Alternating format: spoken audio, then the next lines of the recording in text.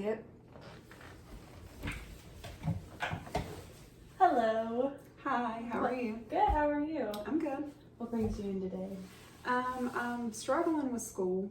I was placed at a clinical site, had some issues, and was dismissed from the site. And so now I'm trying to figure out if I can continue in the program or not, and that's really stressful.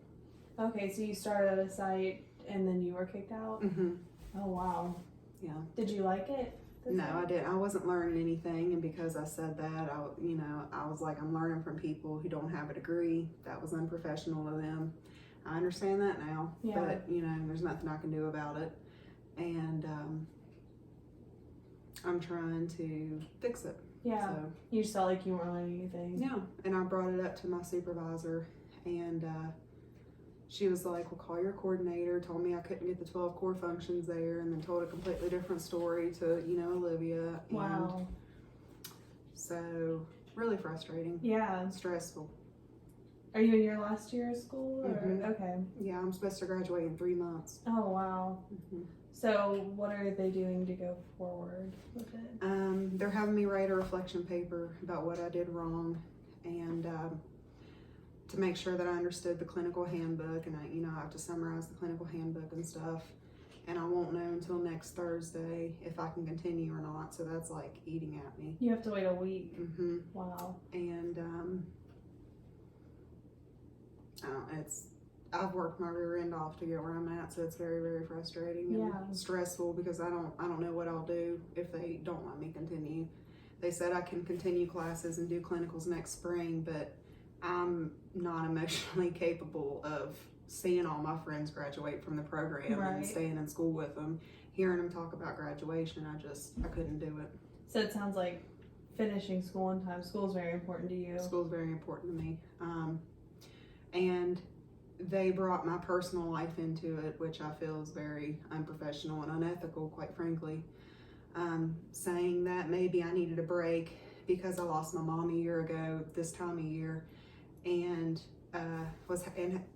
somehow they knew that I was having fertility issues, so they had to have been eavesdropping in conversations with my classmates, because I would never just say that. Right. And they said maybe I needed a break because of that. Well, don't tell me what I can and can't handle. Like, I've made it a year without her. She died on a Sunday. I took a midterm on that Monday. Like, you're ready to be done. I'm ready to be done, and I'm more than capable of doing it. Yeah, absolutely. So you feel like you're just kind of like stuck. Yeah, definitely feel like I'm stuck, and I can't stand that I have no control over the situation. Right. So that feels hopeless. Yeah, definitely feel hopeless. I'm hoping that maybe they're just trying to make me sweat to learn my lesson. Crossing my fingers, that's what it is. But I'm very hurt and angry that they've had me for 3 years in class and won't give me the benefit of the doubt. Because the way it was told to them, what was told to them happened, but it was completely twisted.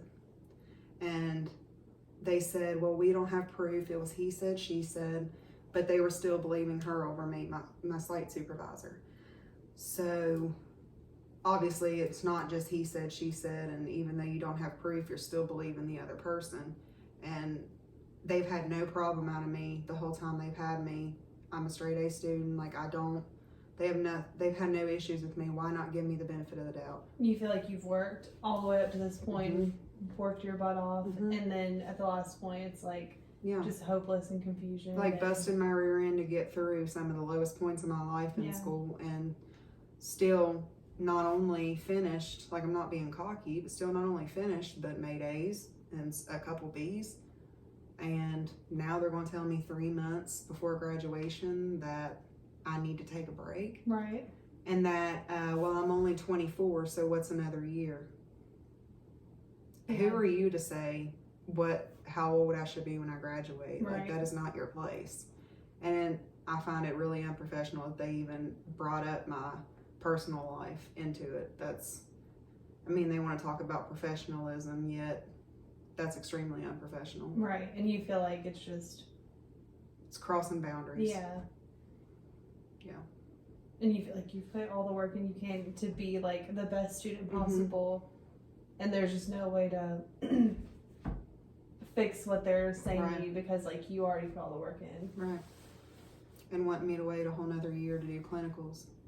But I can continue classes. I can't do that. It sounds like you're just ready to move on with your life. Like, yeah, and what another thing they didn't understand was I'm wanting to go for my bachelor's next year. Well, that's holding off another year for me going to get my bachelor's. Like, I've been working on this associate's. I've been in college since I was 18 and changed majors so many times that I'm just now getting a degree.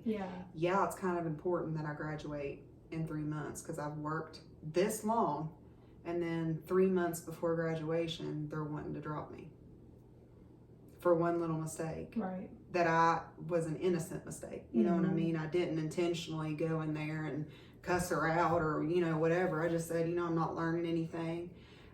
Dismas has an opening. They told me, you know, that they would do all the 12 core functions. I would be hands-on. And that was unprofessional. Yeah. So, do you feel like you could have handled it better, or you feel like you handled it the best you could? I feel like I handled it the best I could in the situation. But, I mean, listening to what they say, maybe I did approach it the wrong way. But I didn't mean to, which, you know, that's neither here nor there. That's not an excuse. It wasn't malicious, though. No, I had no malicious intentions. Yeah. Like, it was, I did what I thought was professional. But she said I stormed through the door and bombarded her. And I was like, knocking on a door and asking, hey, can I talk to you for a second? That's storming through a door and bombarding you. Right. And I should have told them that I knew her before working with her and had issues with her in high school. Well, I tried to give the girl a benefit of the doubt that she's now a master's level social worker and professional and a supervisor. People aren't like they were in high school. People are always And I changing. didn't know it was her until we were already doing our Zoom learning contract. So, you know, they want me to be professional. Was I supposed to say, I don't like her, I'm not working with her? Yeah. Like, when we're already on the Zoom call, what was I supposed to do? Right, you were already, like, almost at the point of being done. All I knew was her first name. Almost. Yeah, all I knew was her first name. Like, you know, the whole situation is just ridiculous, but it's just another bridge I gotta cross. So you said there was a paper that a reflection they were going to have to you write? Yeah, I have to write, you know, what I did wrong and what I should have done differently and form a success plan about how I would approach a situation differently, and summarize the clinical handbook to make sure I understand it all and stuff like that. So you feel like you're prepared to write that paper? Yeah, I've been working on it. Oh, that's good. I'm about 5 pages in. Oh, good. So I'm going to show, I should demonstrate within, there are 8 pages that I understand it. Yeah. So. Definitely. Okay, it's over. All right. Well, I think our time's up. Do you want to come back next week? Sure. I'll set up an appointment. Okay. Have a date.